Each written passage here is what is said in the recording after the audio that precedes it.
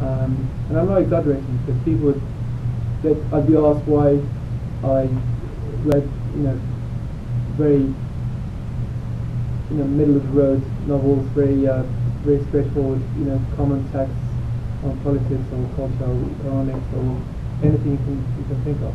And I was asked why I went to book festivals. I was asked why I did interviews with authors for my magazine, and the implication was, you cannot possibly be doing this because you are, so surely there must be some sort of sinister reason for this, because of who you are.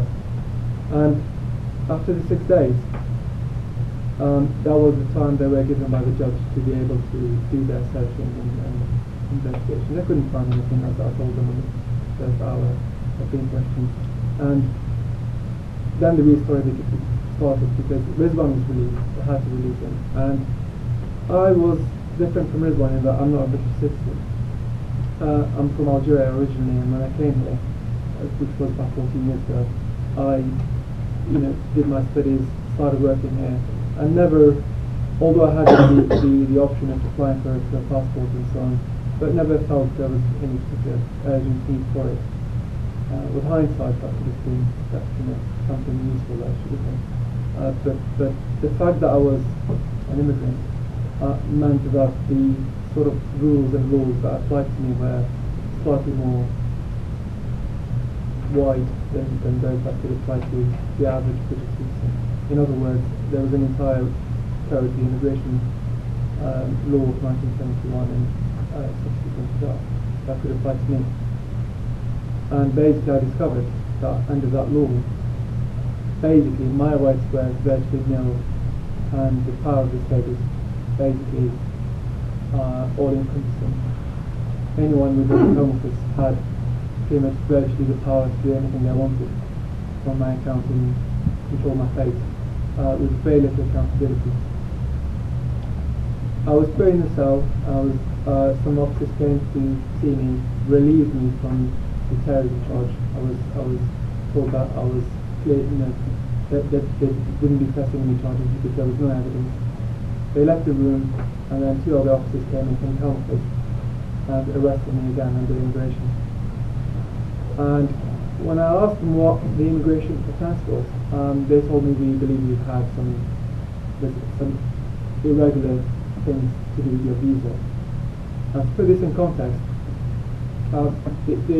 the offence I was charged with is the offence usually applied to somebody who would go and buy a fake passport with a different name and try and maybe conduct a financial fraud using that document. For instance, that's the sort of average person or average offence that is. And they tried to use that in my case, alleging that there was some problem with my visa, which usually would be something you sort out using a solicitor in a meeting, or just an exchange of letters, where you say, there's an issue, okay, here's this document that you need, fix it.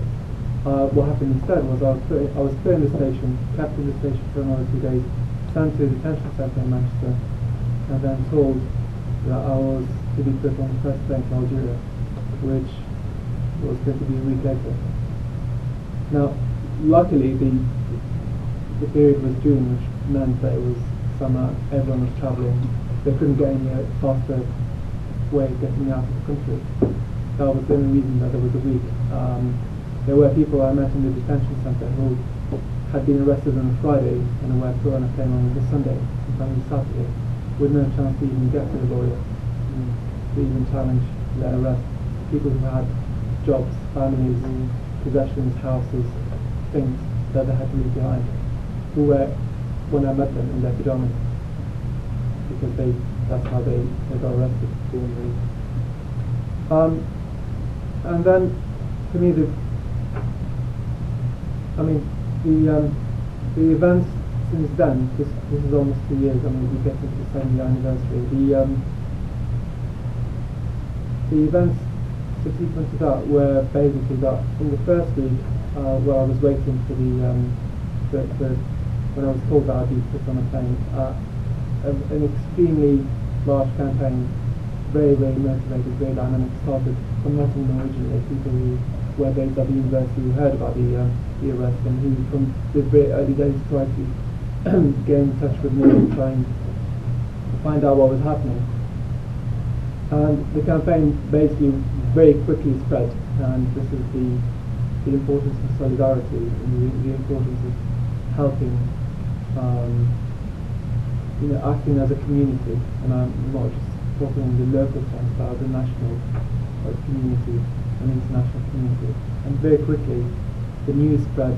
People from all over the spectrum of the activist community and the general community became aware of this situation, and very quickly the news media took over, and the story just completely blew up, and the Home Office were caught red-handed trying to risk somebody off with the clear idea that this was their way of covering up the initial cover-up, which is the terror arrests. In fact, that's precisely what people said when there was a huge demonstration held at the university, the biggest ever in the university history, which was led by the MP for Nottingham, Hicham.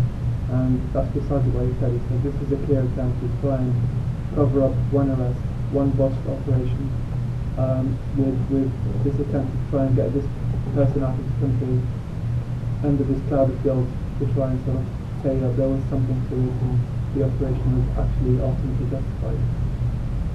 I was kept in detention for a month. The initial flight was dropped by the Home Office under intense pressure because of all the media attention.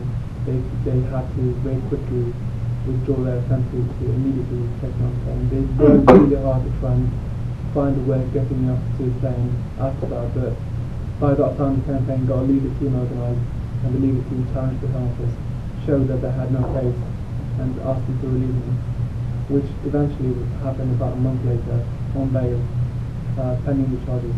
In that time, the Home Office worked really hard to try and get me to accept the deal to leave.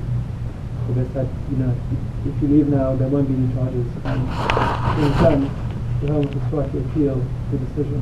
They requested the permission to lodge an appeal, which they had to do, and they got turned down by the judge, who said basically, you can't waste any more money, so you've wasted enough.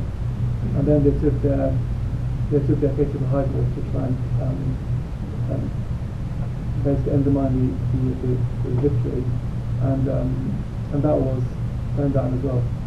So the Home Office have now been given a number of weeks to release documents, and we are now pursuing legal actions against them for what they did, for wasting 2 years of my life, and for wasting tens, if not hundreds of thousands of pounds of taxpayers' money through the terrorism arrest and the subsequent attempt to very politically motivated attempt to try and cover up for their actions and to try and counter the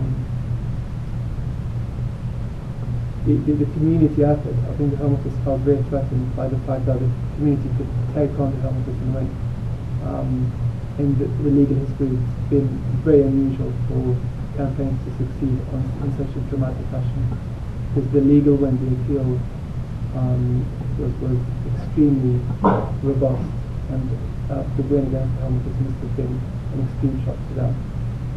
For me, the message, I'll probably address more details, and this is just barely the surface of it, and I'm very mindful of time, so I'll just say the message is a positive one.